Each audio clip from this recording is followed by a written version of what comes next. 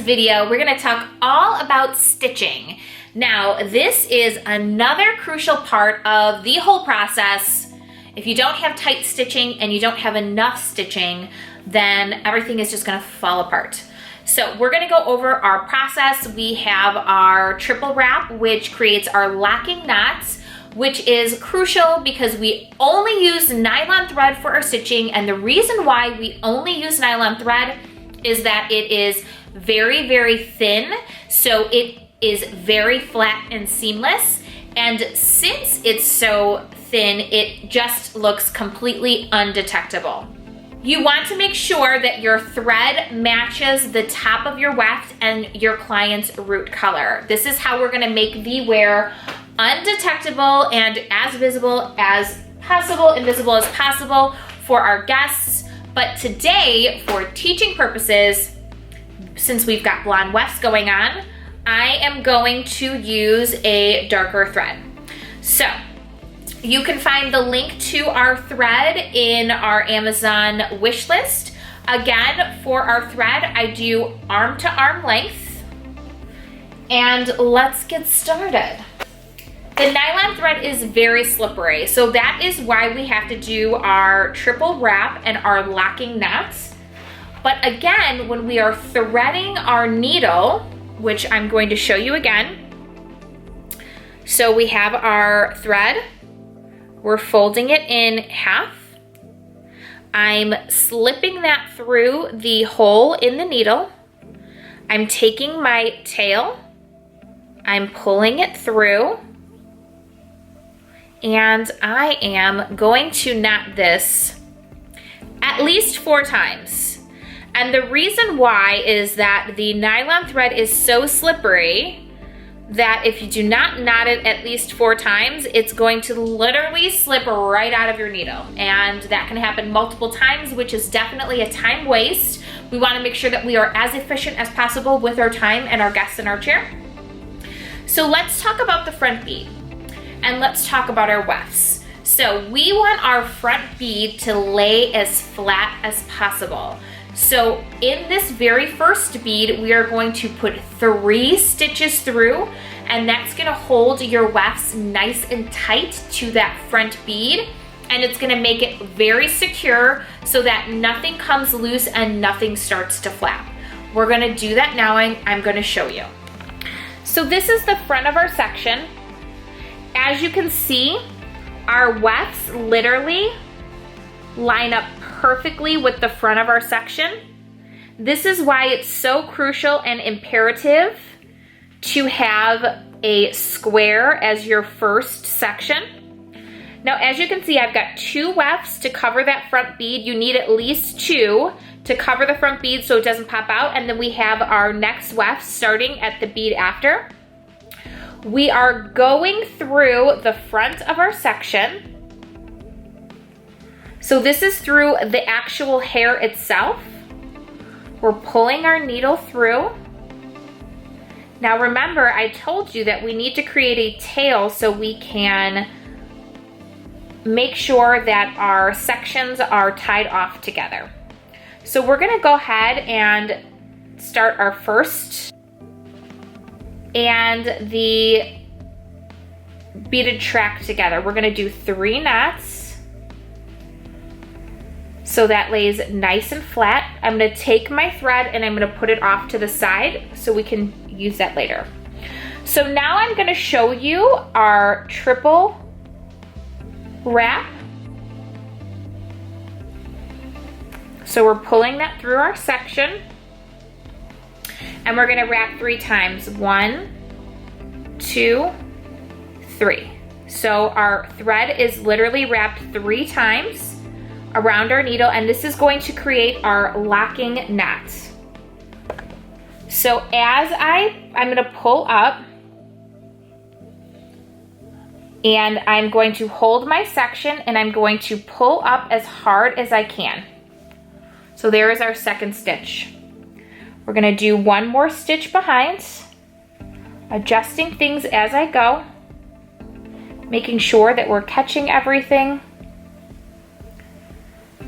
Pulling this through. Again, we're gonna do our triple wrap, 1, 2, 3, pulling up. So our stitches lay on top of our sectioning, holding our wefts and pulling as tight as we can. Your knot should be sitting on top of your weft, and your stitching should be extremely tight. Now our main goal for our stitching is to make sure that our stitches are evenly spread apart, and we want to make sure that we have enough stitching in there to have a really nice and tight wear. So one thing to keep in mind is that when you are doing your stitching, you have these little gold clips. You want to be shimmying and readjusting your wefts as you go.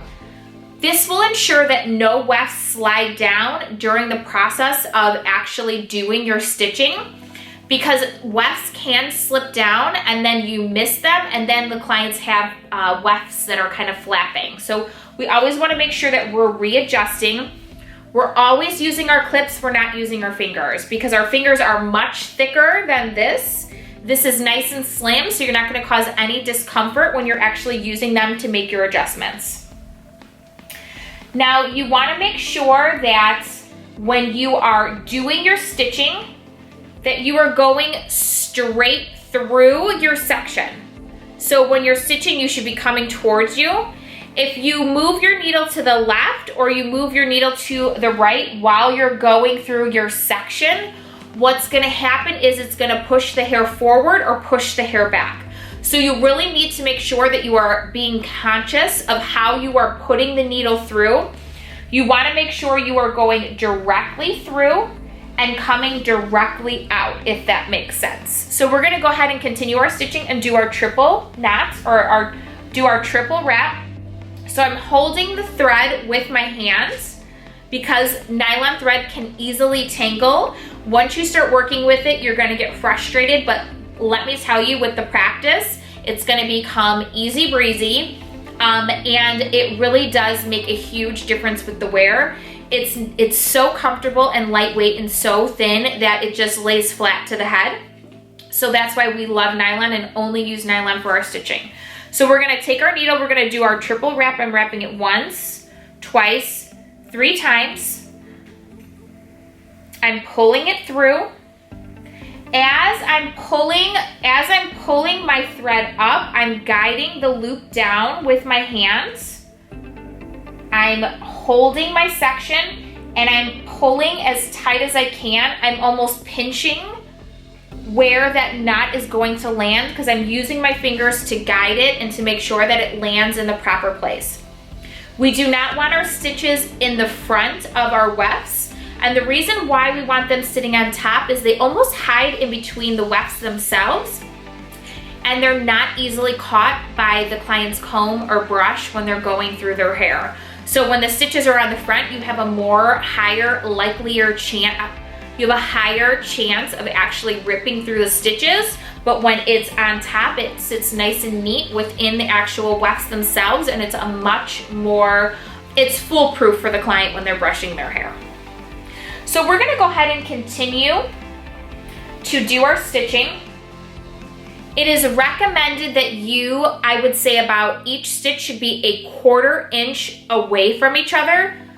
You're going to need quite a few stitches in order to make sure that you have a nice tight wear for your guests.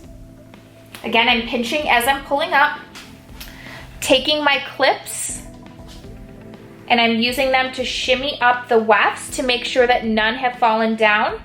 I'm clipping across to hold my wefts in place, and I'm making sure that my stitches are evenly placed. When I'm putting my needle through, it's coming directly through. It's not pushing this way, it's not pushing that way, it's coming directly through my section. I'm pulling through, I'm holding the string with my hand so it does not get tangled.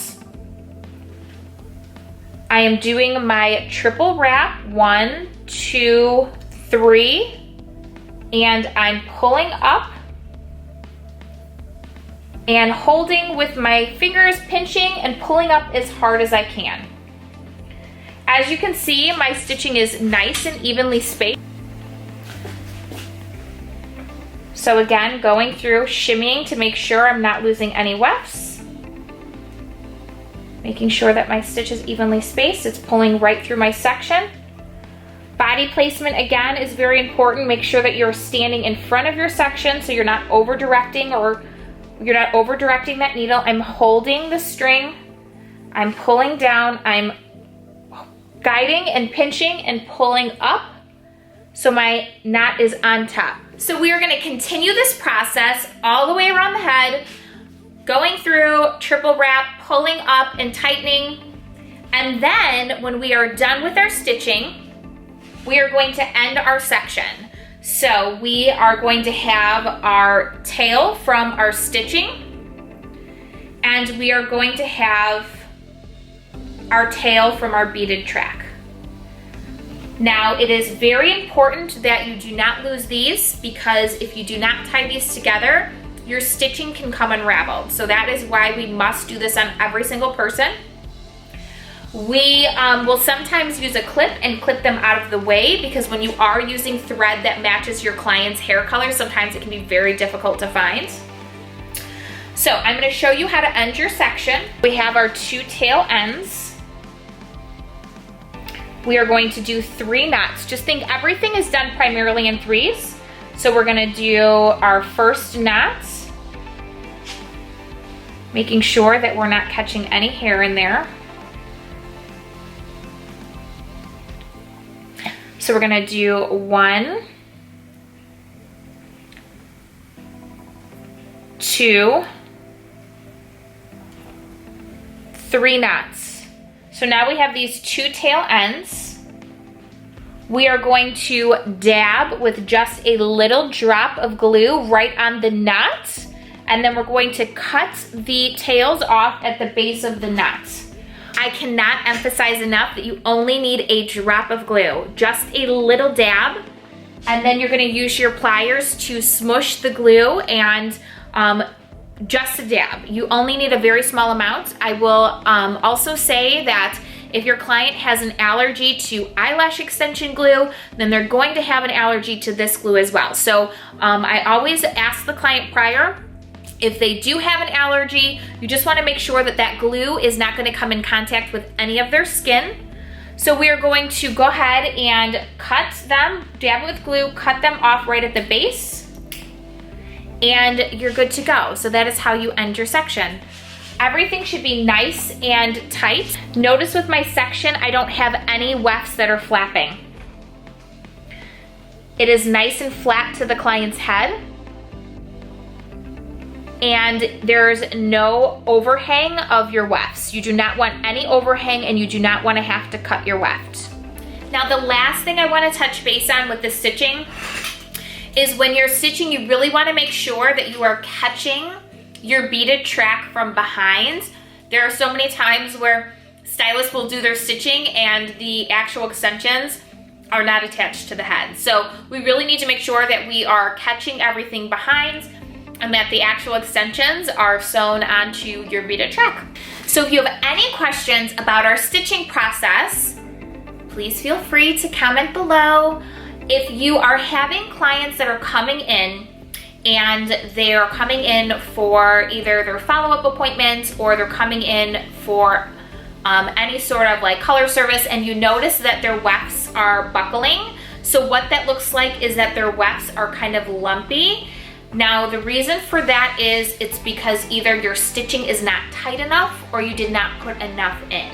So I want to just throw that out there for troubleshooting for stitching. You really want to make sure that when you are doing your stitching, you can tug and it's not going to move your wefts out of place. If your wefts move out of place, that means that your stitching isn't tight enough.